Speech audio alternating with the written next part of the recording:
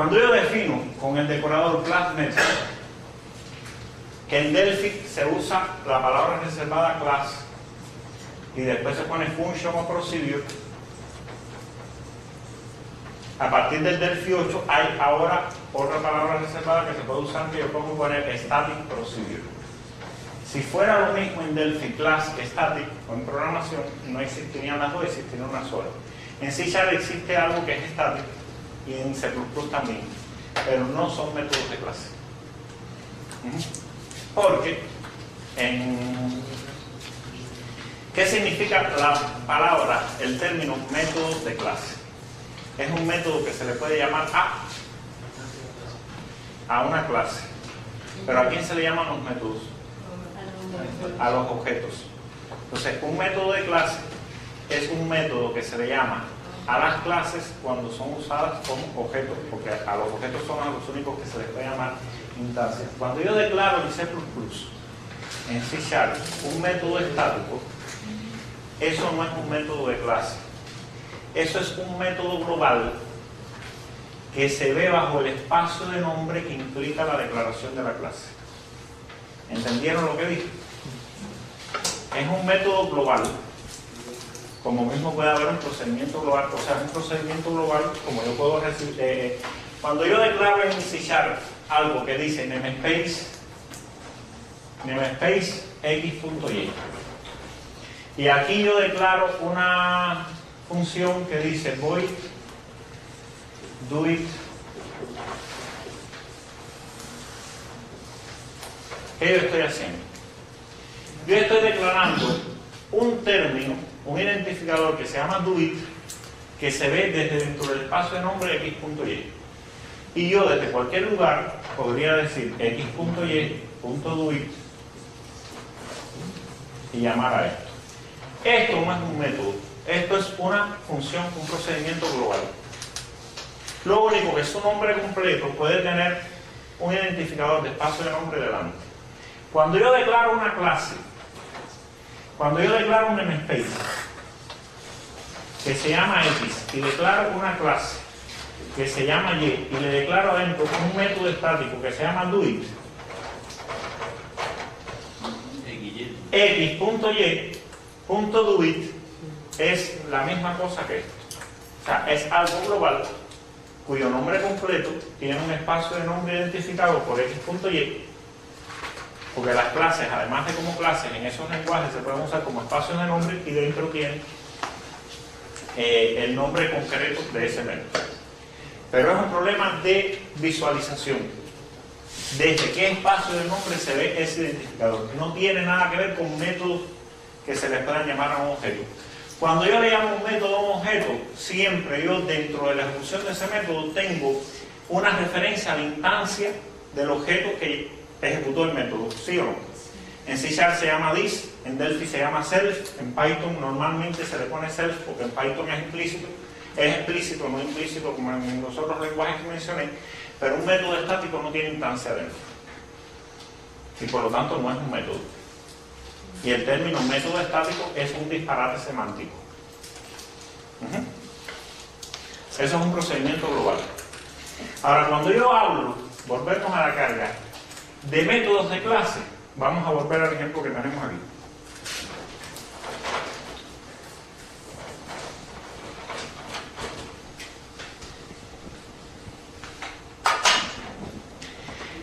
Cuando yo tengo una declaración de una clase, yo pongo que voy a usar un método de clase que se llama MC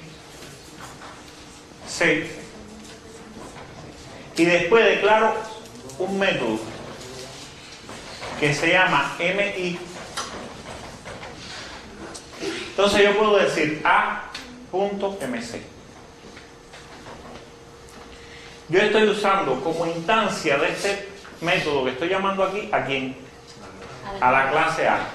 Por lo tanto, el equivalente al this de C# dentro de la ejecución de ese método, ¿quién es? La clase A vista como instancia. Ahora, si yo digo A minúscula, es igual a crear un objeto A. Y ahora yo digo A.mi, porque esto es un método de instancia. Entonces, la ejecución de este método, ¿quién tiene como this? Como self.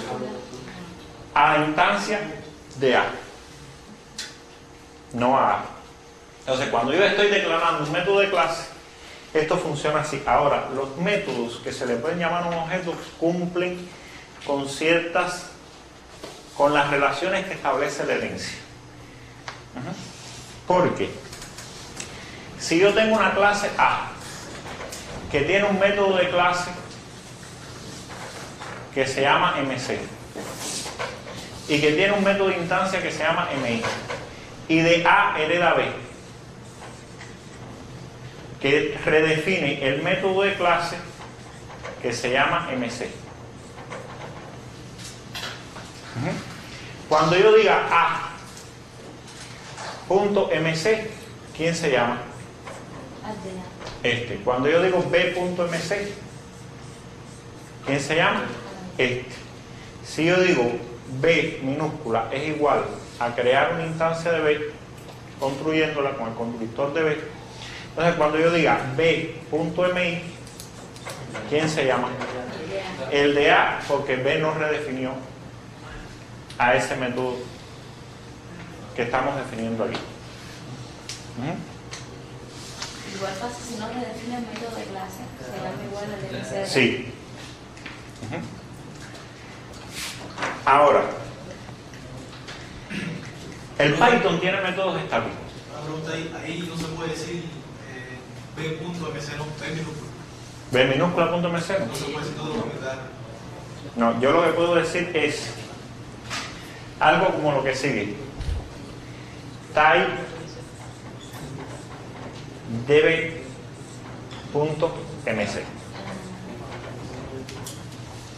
O sea, búscame cuál es la clase de B y llámale el método MC que tiene definido esa clase, vista como instancia, porque esta expresión que está aquí me devuelve una clase, pero ¿qué devuelven las funciones? Valores. O sea que los valores siempre son instancias de alguna clase. Entonces, el Python tiene métodos estáticos, pero están de lo más interesante, porque los métodos, y yo voy a seguir usando el término disparatado porque es el término que se usa, toda la gente le llama lo que tiene el C# y el C++ métodos estáticos, y eso es lo establecido y tenemos que respetarlo. De todas formas, multimedia también es un disparate semántico y todo el mundo lo decimos. Entonces, ¿por qué? Porque el término audiovisual existe desde hace muchos años. Entonces, ¿por qué darle un nombre nuevo al mismo concepto cuando tiene que ver con las computadoras? Porque tiene que ver con las computadoras nada más. ¿Cuál es la diferencia entre audiovisual y multimedia? ¿Quién dijo que un audiovisual no puede tener hipertexto?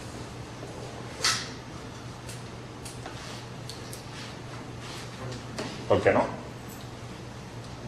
Como contexto, como concepto. Por problemas tecnológicos. O sea, cuando existía el radio no podía tener imágenes en los recursos de ese tipo. Normal. No. Bueno, sí se le dice audiovisuales a radio. Pues son audiovisuales. O sea, cualquier cosa que tú pongas ahí, una multimedia puede ser texto y sonido nada más. No tiene que tener video. Entonces, pero bueno, seguimos con lo de hoy. Les decía, el Python tiene métodos estáticos, pero que están muy interesantes, porque usan las relaciones de herencia para llamarlos. O sea, se pueden sobreescribir. Pueden ser virtuales, como le llaman a ese concepto de sobreescribir un método en otros lenguajes de programación. O sea, si yo declaro que un método en Python es estático, él no recibe instancia en su llamada. Pero si yo lo redefino, si yo llamo A.sc y B.sc, se llaman distintos. Y eso no sucede en los lenguajes de programación estático que ustedes usan. Si yo en C# programo una clase A y le pongo un método estático que se llama SM y heredo de B y le pongo un método estático que se llame SM, Ajá. Si yo declaro,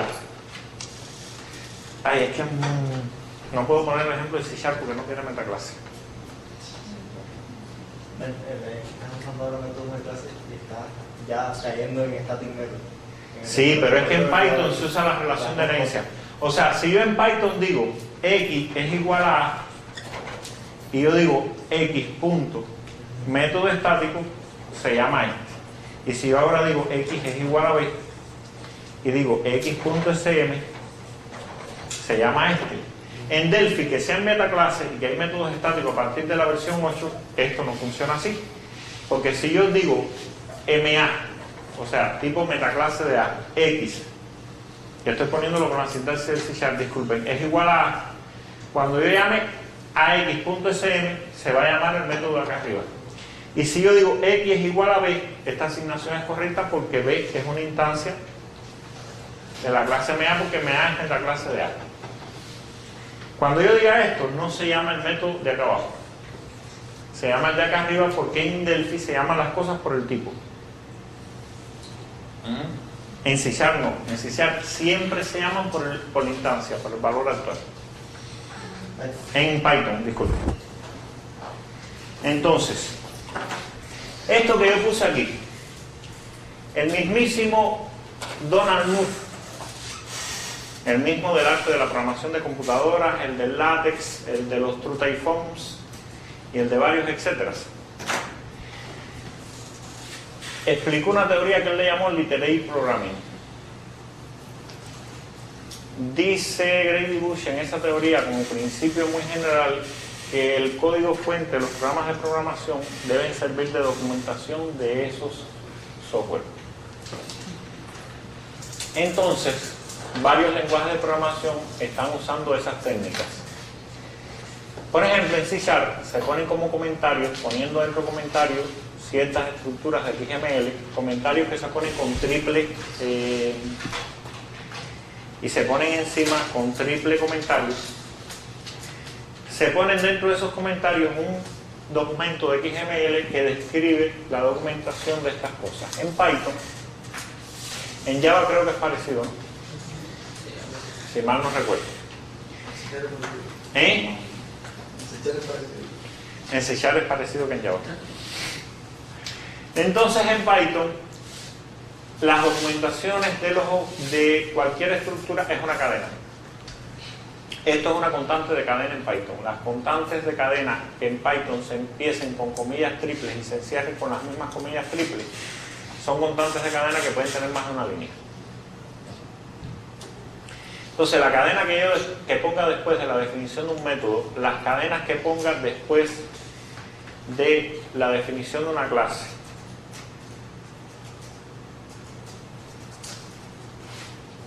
como esta, son la documentación o de esa clase o de ese método respectivamente.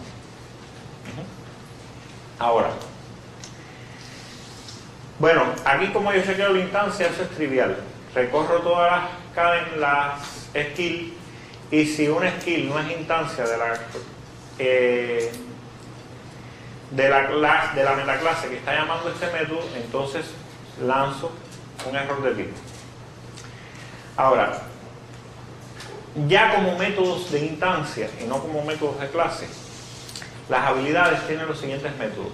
Lista a todos los trabajadores que puedan realizar mi habilidad. Recuerden que estoy a nivel de skill y por lo tanto, ¿qué recibe esto que hay aquí? Una instancia de habilidad. Por ejemplo, yo le digo habilidad de programación en Delphi, lístame todos los trabajadores que puedan hacer una tarea tuya desde esta fecha a esta fecha. Eso es lo que hace este método. Y para eso uso un iterador de Python. Para los que han usado el C# 2.0, bueno, en C# 2.0 se construyen iteradores también usando esta palabra reservada que por casualidad de nuevo, porque Microsoft inventa todo, se llama igual que en estos lenguajes de programación más viejos. O sea, esta gente se robaron el nombre en el pasado. Y entonces, lo que ellos le ponen, para no ponerlo igual, yield return. Pero esto es un iterador. O sea, este list en realidad lo que construye es un iterador y cada vez que se ejecute el yield se lanza un valor hacia fuera de ese iterador. Por lo tanto, la llamada de este método se puede usar donde quiera que yo pueda usar un iterador. Por ejemplo, yo podría decir for worker in Python programming punto list desde daytime 2008 no sé qué cosa, 1 de marzo del 2008 hasta 15 de marzo del 2008, lista de trabajadores. Y acá adentro decir print worker.name. Este código, ¿qué haría en Python? Usaría la habilidad programación en Python para listarme todos los trabajadores de los que están dentro de esta lista que tengan libre desde esta fecha a esta fecha y que tengan en su colección de habilidades la posibilidad de programar en Python, y me va a imprimir el nombre de cada uno de ellos. Con una sintaxis como esa yo podría usar el método list. ¿Ok? First, devuélveme el primer programador que tenga libre, primer trabajador que tenga libre esta fecha que empieza con estar y termina con en, y que pueda realizar mi habilidad. Por ejemplo, yo puedo decir aquí con el first Python programming punto first desde tal fecha hasta tal fecha lista de trabajadores, y me va a listar todos los trabajadores que están dentro de esta lista que están libres de tal fecha a tal fecha. Las que estoy poniendo aquí yo no las estoy construyendo, pero aquí va una fecha y aquí va otra fecha, y que sepan programar en Python. El primero que sepa programar en Python de esa lista. El assign, el algoritmo es simple. O sea, digo que no lo he encontrado, me paro en el primero, mientras no he encontrado ninguno y me queden trabajadores, chequea que ese trabajador llame a su método chequearse si está libre de tal fecha a tal fecha y si tiene la habilidad que me están pasando como parámetros. Si eso es así, digo que lo encontré, y si no, me muevo para el siguiente. Devuelvo el que encontré si lo encontré, y si no, devuelvo ninguno. El assign, ¿qué es lo que hace? Manda a buscar el primero que tenga la habilidad que me están pasando como parámetros de tal fecha, de la fecha inicial a la fecha final. Si lo encontré, entonces adicionale a ese programador, miren lo que hay acá adentro. CLS es la instancia de habilidad que me están pasando como dice, en este caso como self, y yo eso lo estoy usando llamándolo como si fuera una función. Pero ¿por qué yo puedo llamarlo como si fuera una función? Porque la sintaxis de llamar al constructor de una clase es la misma que llamar a una función, y como este objeto que me están pasando aquí como dice, como self, que yo le puse CLS porque es una clase que lo estoy usando como objeto, como dice de esta instancia. Entonces, es más, para ser consecuentes, vamos a ir aquí al Eclipse, que es lo que está bueno, y vamos a... Sí, pero todavía no me he puesto a buscar cómo ponerlo grande, y vamos a decir, renómbreme esto, renómbrame esto y ponle self. Ajá. Entonces, aquí lo voy a hacer también.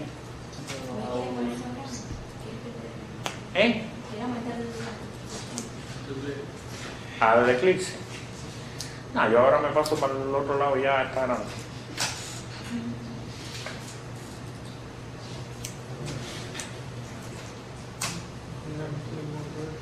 Hice un pequeño procesito de refactoring, lo recargo aquí y entonces ya lo tengo como self para que se vea más a lo Python. Ahora, este self que yo estoy pasando aquí, la instancia que está llamando este método es una habilidad que recuerden que también era una tarea, pero como clase. ¿Se acuerdan del diagrama que pusimos al principio? Entonces, si eso es así, entonces cuando yo esté llamando a este self aquí, yo no lo estoy usando como instancia, lo estoy usando en su función de clase para llamar a su constructor y construir una tarea de tal fecha a tal fecha. ¿Ok? Y además devuelvo el trabajador como resultado de esta función. Y si no encuentro el trabajador, devuelvo el error de que no encontré un recurso humano para hacer esa tarea en esa fecha con esta habilidad. El self aquí es la habilidad, que es la instancia de este método. Ahora, yo voy a definir una clase worker aquí, que le voy a pasar un nombre y una colección de habilidades. Voy a mandar a chequear que las habilidades todas sean instancias de skill. Si le paso algún objeto que no es instancia de skill, esto va a dar error. Esto normalmente no debería hacerse en Python aquí, pero después cuando aprendamos les voy a modificar este ejemplo para mandárselo con decoradores y con invariantes. En este caso precondiciones. Le asigno el nombre a la instancia que acabo de crear, le asigno las habilidades y le pongo la lista de tareas vacía, que es esto que estoy haciendo aquí. Si no me pasan ninguna habilidad, un trabajador sin ninguna habilidad es un disparate semántico. O sea, todos los trabajadores tienen que tener al menos una habilidad. Y por lo tanto doy un error. Yo conozco algunos. Que tienen la habilidad de caminar para. Entonces, un trabajador chequea si él puede realizar una tarea de esta habilidad que le pasan como tercer parámetro de tal fecha, de la fecha inicial a la final, diciendo chequea la habilidad y chequéate en ese periodo. Chequear la habilidad para ese trabajador es sencillo. Yo asumo que él no tiene talento para esa actividad que me están pasando en WAT. Me paro en el primer elemento de las habilidades y digo, mientras no haya encontrado ningún talento y me queden habilidades por chequear de las que él tiene en su colección de habilidades, entonces pregunto si la que me están mandando a buscar es su clase de la que yo estoy parado, entonces digo que él tiene talento porque encontré una, y si no, voy para la siguiente habilidad que tenga en su lista de habilidades. Si no tuviera ninguna, nunca Talented va a encontrar true. Ni esto se va a ejecutar. ¿Clase también es verdadero cuando es la misma clase? Sí. Esto es como el is del C#. Bueno, como el is. ¿Hay alguna cosa que diga si una cosa es su clase de otra? El is lo hace en C#, yo no me acuerdo. El is es para saber si un objeto es instancia de una clase. O si es un objeto de una clase que implementa cierta interfaz. Y para saber si una clase es su clase de otra, ¿qué se usa? Hay un método a nivel de object que lo hace. Pero no me acuerdo cómo se llama. Bueno, chequear el periodo. Bueno, digo, el tipo está libre. No tiene tareas asignadas en esa tarea. Ahora, recorro la lista de tareas mientras haya tareas o hasta que me encuentre que el tipo tiene algún problema con el periodo que me están pasando. ¿Cómo yo chequeo esto? Y esto se lo debo de tarea validarla porque yo soy muy malo para estas expresiones. Yo digo, si lo que me están pasando al inicio es mayor o igual que el inicio de la tarea actual, fíjense que yo a ES_MINE, que esto es una tupla de Python, le estoy asignando el resultado de un método que devuelve una tupla en Python. Este método devuelve la fecha inicial y final de esa tarea. Desde la tarea actual del trabajador a la cual le estoy llamando eso. Dígame. A mí me parece que en Python se puede poner, por ejemplo, ¿no? X menor que A, menor que B. Seguido así. Sí se puede poner. Sí. Él me está diciendo esto. No, qué lindo, como me gusta el Python. Eso yo me lo sabía, pero son muchos años de aberraciones con otros lenguajes. Pero yo creo que esto no es lo que yo ando buscando. Porque este tipo de expresiones en Python implica AND. Sí. AND. Sí. Un I lógico. Y yo ahí tenía programado con OR. Así que tiene que dejarlo como yo lo tengo.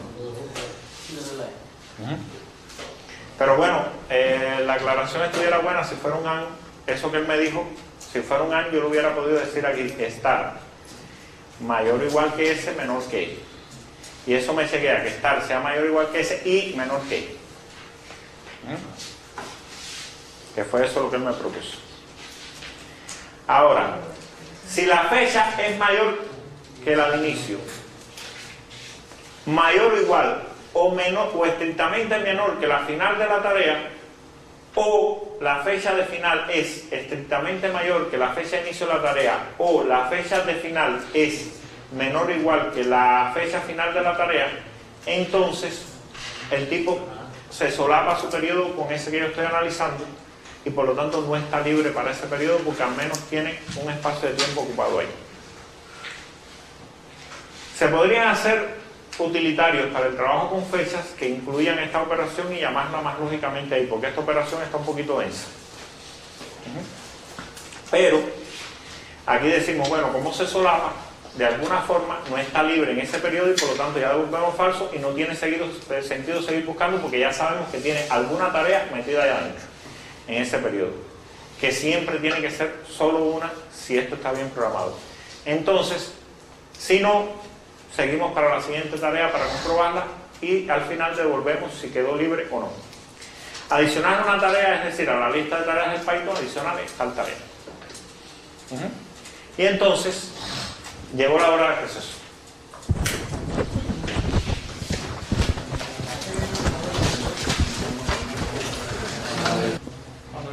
Ya. Miren, me preguntaron qué me pasaba porque en realidad estoy medio dormido porque anoche no dormí mucho. Por suerte no por nada grave, sino por algo bastante rico. Entonces, que he confundido muchas palabras por otras, y eso es verdad. Incluso me ha hecho preguntas que no tienen sentido y las he tratado de responder. Les voy a aclarar una muy importante y otras, bueno, dos. Una muy importante y otra trivial. La relación biunívoca que yo expresé al inicio de la clase es, les repito esto y grábenselo bien por si yo confundí, y dije clase donde hubo instancia, entre las instancias de una jerarquía y las clases de otra. Eso tiene que quedar bien claro. Es una relación biunívoca, uno a uno, entre, biunívoca quiere decir por cada una hay una y solo una del otro lado. Entonces, por cada instancia de una jerarquía hay una y solo una clase de la otra. Yo se los expresé de forma de sospecha y otro llamado de atención que me hicieron es que en ningún lenguaje de programación que tenga metaclases se puede hacer otra cosa. Eso yo nunca lo había analizado así porque yo accedo a la programación razonando primero y después voy a los lenguajes de programación como recurso a implementar las cosas que ya yo pensé. Y cuando yo les expliqué eso a ustedes, se los expliqué en el plano conceptual en el que como uno razona los problemas, que en ingeniería es la fase de análisis. Pero analizando de verdad todos los lenguajes que tienen metaclases que yo conozco no permiten otra cosa. O sea, todos los lenguajes de programación que yo conozco, que son Smalltalk, Close, Delphi, Python, Ruby, ¿cuál otro que tenga metaclase yo conozco? Ya. Pues esos lenguajes de programación, todos, esa relación biunívoca siempre es la única posible en las relaciones de metaclase. Entre las instancias de una jerarquía, la jerarquía de la clase que es metaclase de la segunda jerarquía, la relación entre las instancias de la primera jerarquía y las clases de la segunda siempre es biunívoca, una a una, y se expresa así. Otra cosa es que me aclararon también que las expresiones que yo tenía estaban mal y las que iban eran las que me estaban proponiendo porque lo que iba es un AND. Pero además me dijeron que con lo que yo tenía, aún arreglando lo que el AND no bastaba, porque me hicieron esto. O sea, yo tengo un periodo de tiempo de una tarea. Esta es la tarea va de aquí a aquí. Y yo ando buscando un periodo de tiempo para asignárselo a ese trabajador. Las variantes posibles es, el inicio de la tarea que yo ando buscando está adentro. El final puede estar adentro o afuera, pero ya eso se cumple. O sea, aquí está la variante esta y esta. Que eso me lo resuelve la primera condición. O sea, si el estar está adentro de la tarea que yo ando buscando, eso me lo resuelve esta condición que está aquí, la que está sombreada. Si el final está adentro, puede ser porque el principio también está adentro, que ya lo habíamos evaluado, o esté afuera, pero también se cumple. O sea, por eso esto es un OR aquí. Pero pasa que si yo estoy buscando un periodo de tiempo que sobrepasa la tarea, también no hay tiempo libre y eso hay que considerarlo. Por eso agregamos esta otra expresión del lado acá. O sea, si el inicio es menor que ese y el final es mayor que el final. Entonces, esa expresión que quedó aquí en dos líneas, No porque lo hubiera yo programado en una línea, sino porque como tenemos el tamaño agrandado para que quepa en el proyector, entonces es la que va en la condición que estamos poniendo. Y aquí yo puse en to-do una tarea con las mismas frases que me dijo Manuel, inventar un método que se llame overlap type frame, o sea que me devuelva esta expresión para que me quede más bonito, para yo preguntar si if overlap type frame, pasar los parámetros y que la condición quede más bonita. Ahora, seguimos con lo de hoy. ¿Cuál fue el otro que se me había olvidado? ¿Ya no? Bueno. Entonces, miren, esto es lo bonito que tiene el Python con las metaclases. Como yo puedo usar cualquier clase como objeto, pues yo puedo definir cosas que en otros lenguajes normalmente se definen como enumerados o se le llaman enum en el C#, ¿no? Sí. Y en Delphi también y en Java. Yo lo puedo definir como clase y yo puedo decir, bueno, hay una plataforma de consola para desktop, para aplicaciones de escritorio y para web.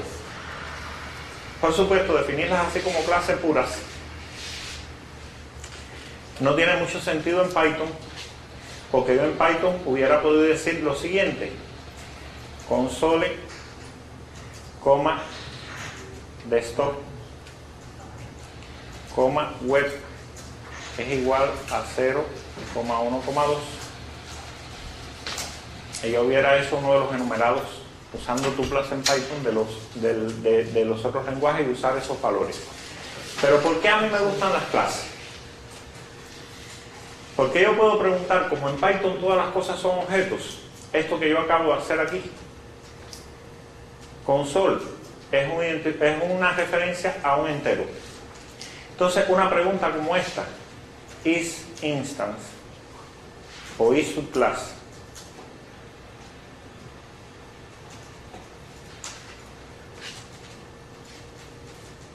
X de platform, yo no la puedo hacer si hubieran sido un entero. Y aquí sí, o sea, donde yo tengo un objeto X que tiene almacenado un valor, yo puedo preguntar si eso es una plataforma. Y eso me puede servir para hacer ciertas inferencias lógicas cuando me hicieran falta. Y ese tipo de preguntas que ustedes ven aquí, pues es muy agradable poderlas hacer.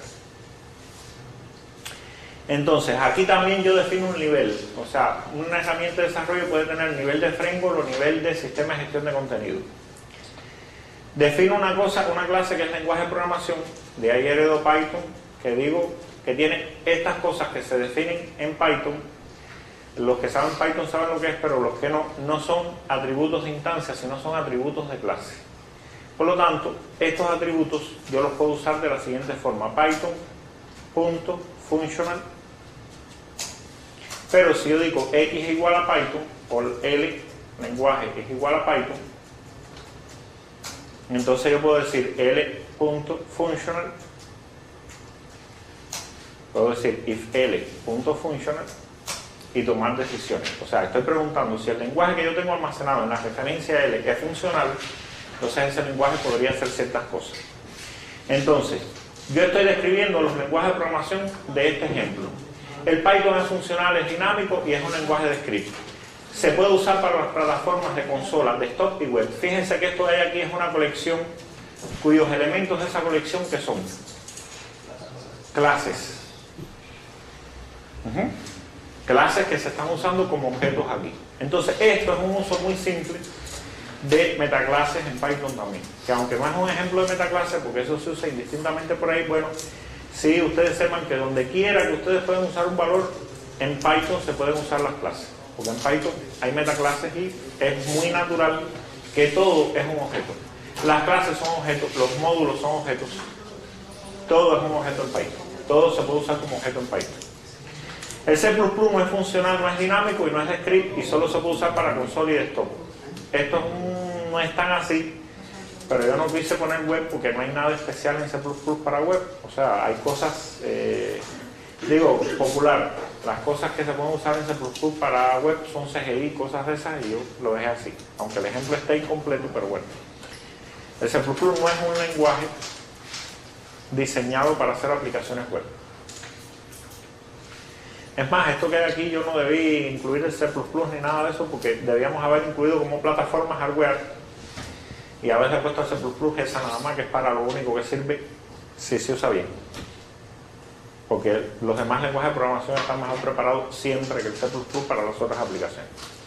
Entonces el Ruby es un lenguaje que es funcional, aquí me equivoqué, es dinámico y es de script también, y se puede usar para, bueno, el Ruby sí se pueden hacer aplicaciones de consola, de desktop y de web.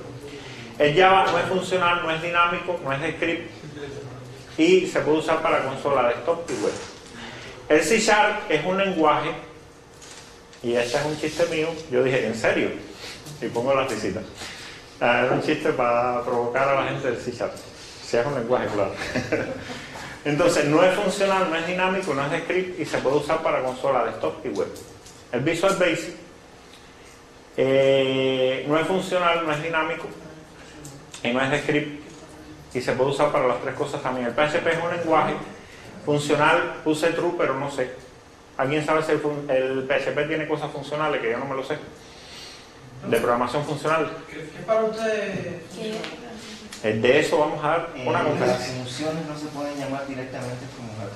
No, Es decir, hay que pasársela como una cadena a una función para llamar. entonces no es funcional. No tienen curry ni nada de eso. O sea, la respuesta a tu pregunta te la voy a hacer, pero en una conferencia completa, que vamos a dedicar a programación funcional. Igual que vamos a dedicar una a restricciones, vamos a dedicar una a programación funcional. Porque eso lleva toda una teoría matemática detrás y todas esas cosas. Y bueno, el Python tiene elementos de programación funcional, los otros lenguajes no, pero para allá vamos. El PHP es dinámico. En Delphi yo tengo tipo procedimiento. En Delphi yo tengo tipo procedimiento. Por lo tanto, podemos decir que es casi funcional. No es funcional porque no tiene curry. No, pero en Python No tiene funciones de segundo orden. Vamos a dejar eso para funcionar. ¿El PHP es dinámico? El PHP sí. O sea, dinámico es que no tenga tipo estático. No solo eso, sino que yo pueda modificar dinámicamente los tipos que tiene. El Visual Basic, Script y el JavaScript sí son dinámicos, por ejemplo. PHP también. Es de scripting y es para web. Yo no he oído decir que PHP se usa para otra cosa. Seriamente, hay algunas cositas de consola. Hay iniciativa para esto. Hay iniciativa para esto. ¿Cómo es? Hay iniciativa de bachiller para esto. Sí, pero ahora no. Sí.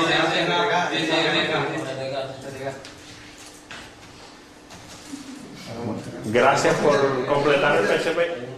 Pero yo, aunque me he sentado a arreglar errores en PHP cuando otra gente está programando, espero que me pase lo mismo con Windows después de hace 2 años con PHP de por vida. Jamás tener que ver con esa cosa. Entonces,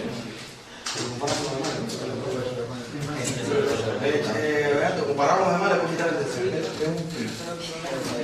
el sí, en serio que hay algo para hacer aplicaciones de stock en PHP.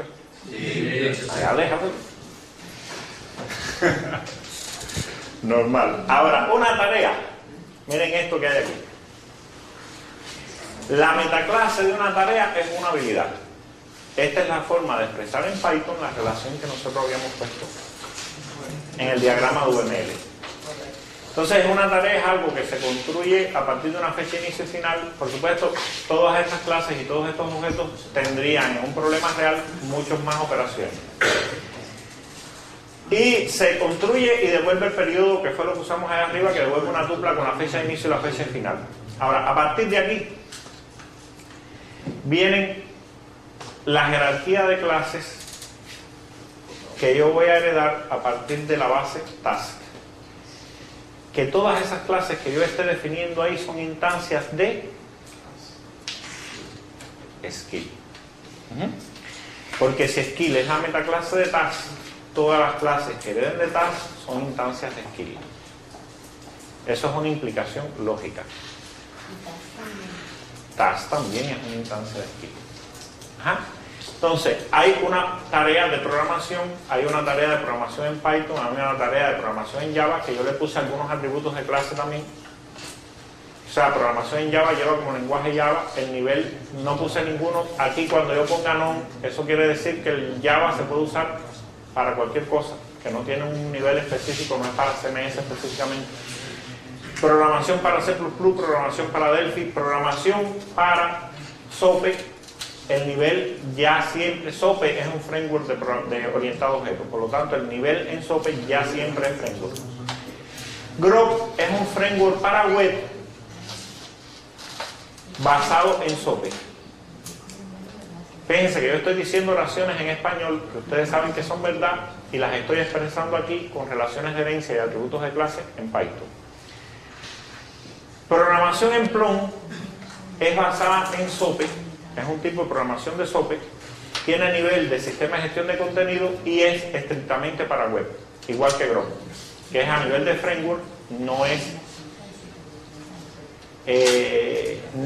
a nivel de... no sirve para hacer aplicaciones de desktop ni de consola, ni Grok ni Plum, pero siempre es para web. Django siempre es para web, es a nivel de framework y usa Python como lenguaje de programación.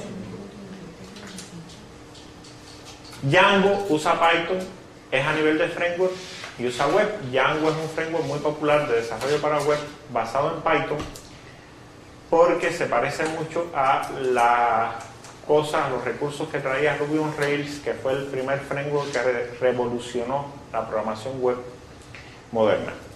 Programación en .NET, que es un tipo de programación, se puede hacer en los lenguajes C# y Visual Basic. ¿Cuál es más? Hay un C++, ¿cómo se le llama? Manager. Pero bueno, ese lenguaje no lo he definido todavía. Es a nivel de framework y se puede usar para hacer aplicaciones de consola de desktop y web. ASP Programming es un tipo de programación para .NET y es para web nada más. PHP Programming es un tipo de programación, usa como lenguaje PHP, nivel, no le puse que fuera framework ni CMS, tendríamos que heredar de programación PHP, Joomla Programming, Drupal Programming, etc. y ponerle que es a nivel de framework o a nivel de CMS en estos casos.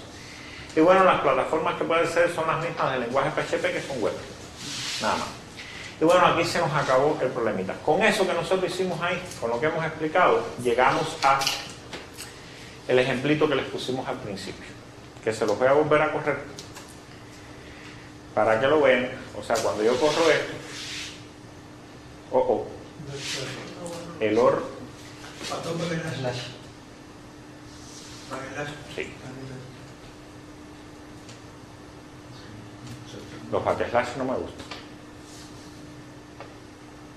¿Dónde está eso? Sí, sí la dice en la línea 88. Aquí está. Como en backslash no me gustan, ustedes me disculpan, pero...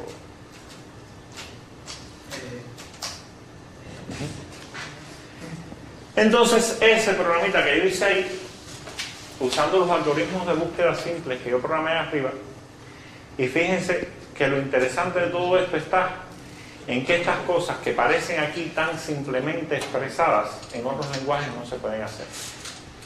En lenguajes como el C#, C++, en Delphi sí, con muchas restricciones, porque el Delphi lo que trae la metaclase es una caricatura. Pero yo estoy creando una instancia de trabajador, le estoy pasando como parámetro que el nombre va a ser Dunia y estoy diciendo tiene habilidades de y de, y le paso 3 instancias que son al mismo tiempo de ser instancias, clases que heredan de tarea.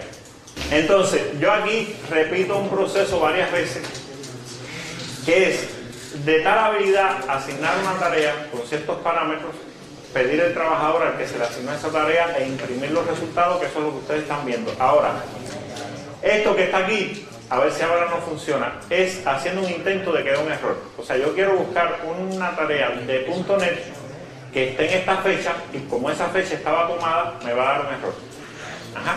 Entonces, si yo descomento este último y lo mando a correr, me da un error que dice recurso no encontrado. No hay recursos disponibles. Ajá. Entonces, ese es el ejemplo de metaclases. Y yo con toda... A ver, lo hice corto para que me sobrara tiempo por 2 motivos. El primero es un descaro, o sea, es porque yo no tenía mucho tiempo para programar más cosas. Y el segundo, ya sí es una intención, que es tratar de que ustedes y yo hagamos algún debate algún día. Entonces tenemos exactamente 45 minutos para meter aquí preguntas y respuestas y caerme a palo y yo responder lo que me sepa, que Manuel me ayude. Entonces aquí estamos para eso. A ver, yo voy a lanzar la primera piedra. ¿Alguien se atreve a programar este ejemplito así sencillo, sin ponerle nada más, esta caricatura de asignación de recursos humanos en C#? ¿Quién es programador de C# aquí? ¿No hay ninguno? Pues se están escondiendo.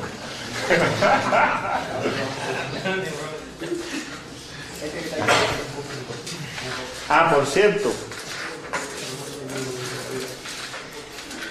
me mandaron una crítica en la clase pasada, ya que estamos en debate vamos a hacer la anécdota.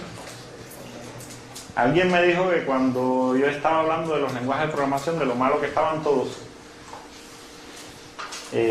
unos más malos que otros, que se preguntaron que por qué yo no hacía un lenguaje de programación.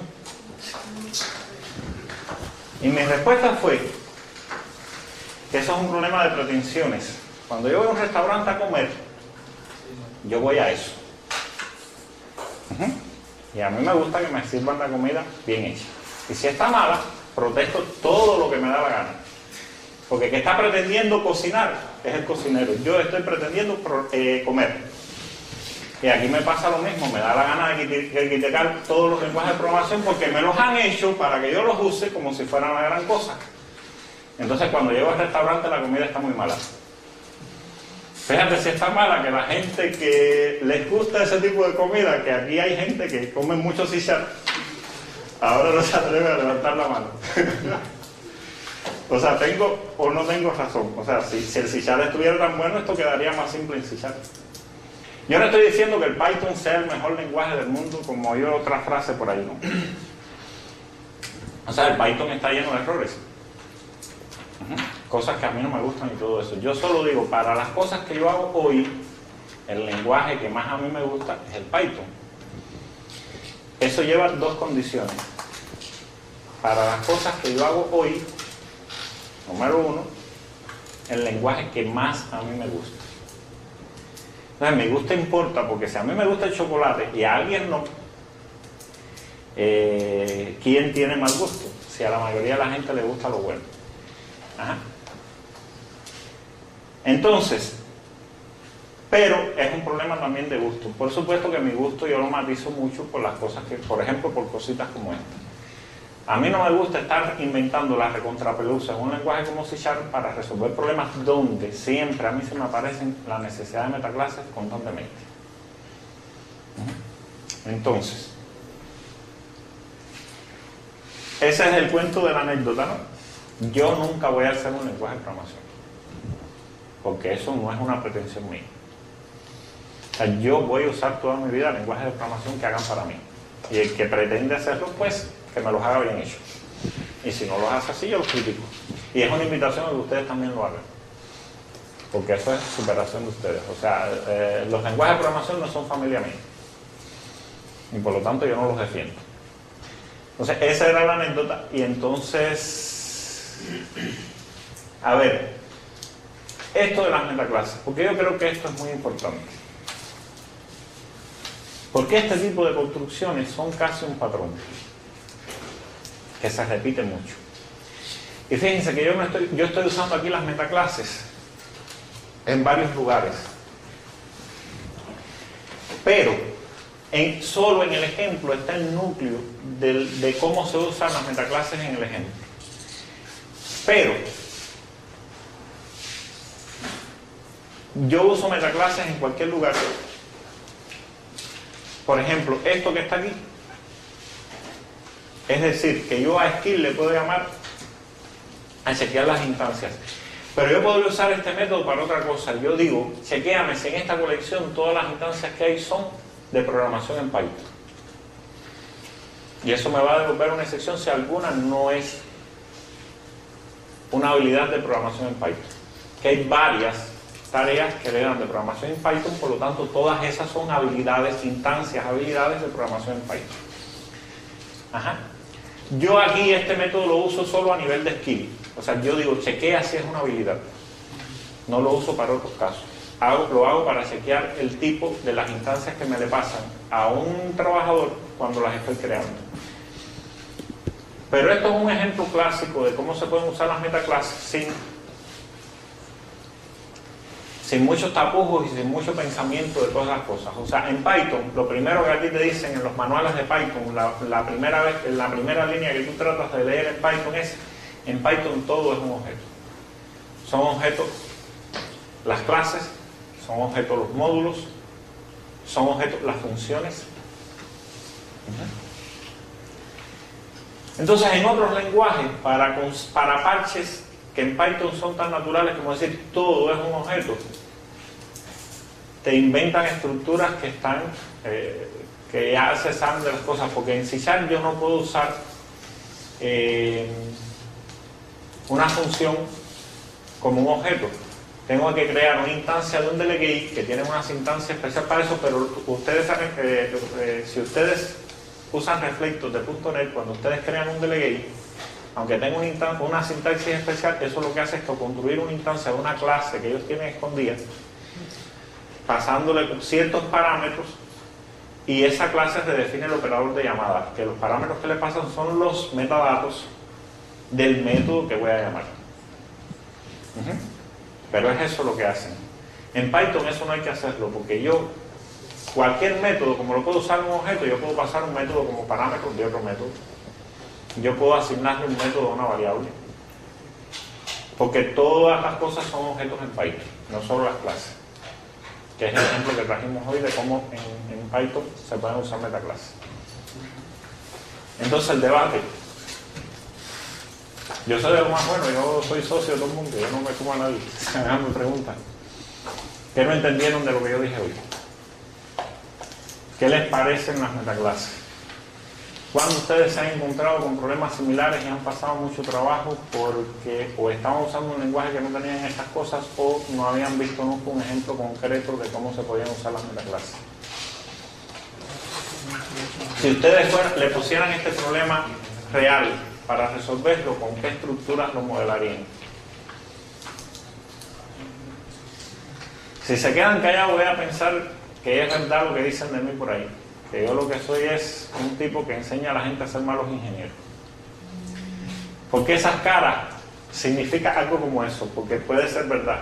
O sea, cuando una persona se vuelve muy rebuscado en la parte artística de programación, eso influye negativamente en la parte ingeniería. Y aunque yo soy muy mal ingeniero, alguna vez fui muy bueno, yo no creo que sea porque he aprendido más programación, sino porque me estoy poniendo bien y ahora tengo otras necesidades más fisiológicas. Pero esa es la justificación que yo le doy. Pero sí podría estar pasando eso. O sea, recuérdense que el objetivo de ustedes es programar rápido y eficientemente. Y el objetivo mío es que programando mejor logren eso.